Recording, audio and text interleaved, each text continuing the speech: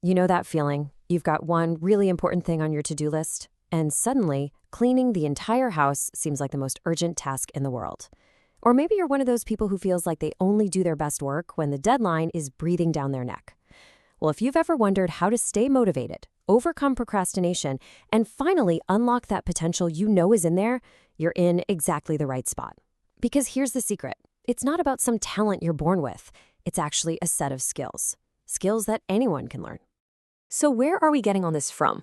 Well, the insights we're about to dive into come from this incredible conversation between neuroscientist Dr. Andrew Huberman and Dr. Adam Grant, who is, one of the top organizational psychologists on the planet. They really got into the weeds on the science of what makes us tick, and we've pulled out the absolute best, most practical tools that you can start using, like today. All right, so here's our game plan. First, we're going to totally flip the script on procrastination. Then we'll get into how to hack your own motivation, even for the most mind-numbingly boring tasks. After that, we'll look at the art of taking feedback like a champ, how to see our own blind spots. And finally, we'll tie it all together to unlock that hidden potential. Let's do it. Okay, first up, procrastination. Yeah, that old enemy. Most of us just assume it's a character flaw, right? A sign that we're lazy. But what if that's completely wrong? What if, and stick with me here, putting things off could actually be a good thing? This is such a huge reframe from Dr. Grant. He's saying procrastination isn't about avoiding the work, it's about avoiding the feelings that the work brings up. Think about it. When you put something off, you're usually trying to sidestep feeling bored, or maybe that fear of failure, or just that vague sense of anxiety. It's basically a way to manage your emotions, not a character flaw. And that perfectly explains why you might tackle a huge project, like reorganizing your entire closet, just to avoid the bad feelings tied to that one other task. And get this, there's actually a surprising upside. A study by researcher Ji-Hae Shin found that employees who procrastinated a moderate amount were actually seen as more creative by their bosses. More creative than the people who jumped on tasks right away, and more creative than the people who were always procrastinating. So what in the world is going on there? Well, it turns out the link between procrastination and creativity isn't a straight line. It's this inverted U shape. If you procrastinate too little, you just jump on the first idea you have, which is often the most obvious one. If you procrastinate too much, you just panic and rush to the simplest solution at the last second. But right there in the middle, in that sweet spot, that's where the magic happens. It's a process called incubation, where your brain makes all these cool new connections in the background. So this gives us a practical playbook for what we could call strategic procrastination. And the key is you have to start early. First, you dig into the problem just enough to get it loaded up in your brain. Then, and this is the important part, you intentionally walk away, let it simmer. When you come back to it, your subconscious has been working on it the whole time, and you're way more likely to have some fresh, innovative ideas. Now, there is a catch. This really only works if you're genuinely interested in solving the problem in the first place. And that brings us to the next big question. What do you do when you just flat out do not care about a task? How in the world do you find that motivation when something is just boring? There's a classic study by Elliot Aronson that gives us a really weird clue. People had to do a super boring task. Then they were paid to tell the next person in line that it was actually fun. Now, the group that got paid $20 had a good reason to lie, the money, so their own opinion of the task didn't change. But the group that got paid just $1, they didn't really have a good excuse for lying. So, to get rid of that uncomfortable feeling, that's cognitive dissonance, their brains literally convinced them that they must have actually enjoyed the task. The takeaway is kind of wild. The easiest person to persuade is yourself. Okay, but what about things like raking leaves or doing data entry, where there's no way to convince yourself it's interesting? Grant's advice here is to pivot. Forget the process, focus on the purpose. If the what is dull, you gotta find a powerful why. Why are you raking leaves? Maybe it's to create a beautiful yard for your kids to play in. Why are you doing that data entry? Maybe it's contributing to a project that helps a ton of people.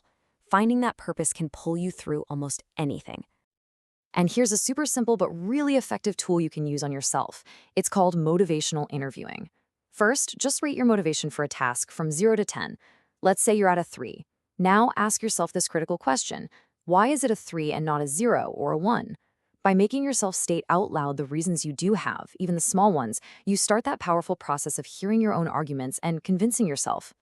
Okay, so we're procrastination masters, we're motivated, but growth doesn't happen in a vacuum. You need input from other people, which brings us to something most of us, let's be honest, kind of dread, getting feedback. But if you have the right mindset, you can turn criticism into rocket fuel. Here's a tiny language trick from Dr. Grant that changes everything. Stop asking, "Can I get some feedback?" That question tends to invite one of two people: a critic, who just wants to find flaws, or a cheerleader, who just says it was great, with nothing useful. Instead, ask for advice. Even better, ask, "What's one thing I could do better next time?" See what that does?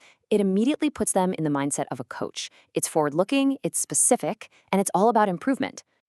But look, even the best advice can sting a little. So Grant shares this amazing mental model called the second score. Imagine you give a presentation and someone gives you some really tough notes, says it was a 3 out of 10. Ouch. That's your first score. But now your new goal is to get a perfect 10 out of 10 on how well you receive that 3. This is brilliant because it separates your ego from your performance. Your focus instantly shifts from being defensive to proving how curious you are and how much you want to learn. It's a total game changer. Now, even with the best feedback in the world, the biggest things holding us back are often the things we just can't see about ourselves. And that brings us to the really tricky challenge of our own blind spots. Adam Grant calls this one the mother of all biases, the bias blind spot.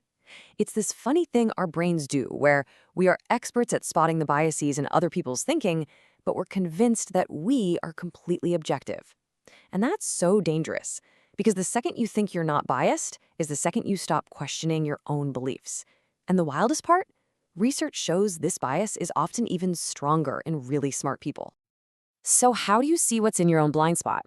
Simple. You have to borrow other people's eyes. There's this exercise called the reflected best self-portrait, and it is so powerful. You reach out to a bunch of different people in your life, work colleagues, family, old friends, and you ask them for one thing, a specific story about a time they saw you at your absolute best. Then you gather all these stories and look for the patterns. You'll start to see these hidden strengths that are so natural to you, you don't even see them as strengths at all. Okay, so we've covered procrastination, motivation, feedback, and blind spots. How do all these parts come together? This is where we get to the big one. What does it actually take to unlock all that hidden potential? Here's a core idea that so many of us get wrong. We think that hitting a huge goal is what motivates us, but the science is pretty clear. What really keeps us going is the feeling of making progress. Grant says to think about your proudest moments. They're probably not the things that were easy for you, right? They're the things where you really struggled and had to grow. The journey, the trajectory, that matters so much more than where you start.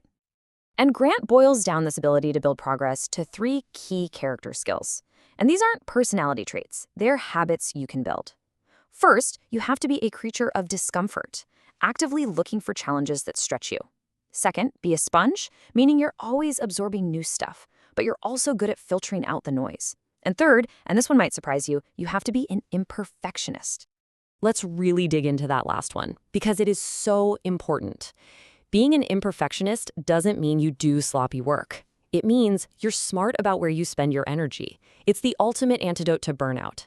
You have to learn to adjust your standards. For that career-defining project, yeah, go for the 9 or 10 out of 10. But for a routine weekly email, a 7 is totally fine. That ability to strategically decide what's good enough is what lets you keep growing for the long haul. So as we wrap all this up, the big idea here is a fundamental shift in how we think about potential. It's not some fixed thing you're born with, like treasure you have to go find. It's something you build. It's a set of skills you practice over time in managing your emotions, your motivation, your learning. So the real question isn't about what talent you have. It's about what potential you're willing to start building.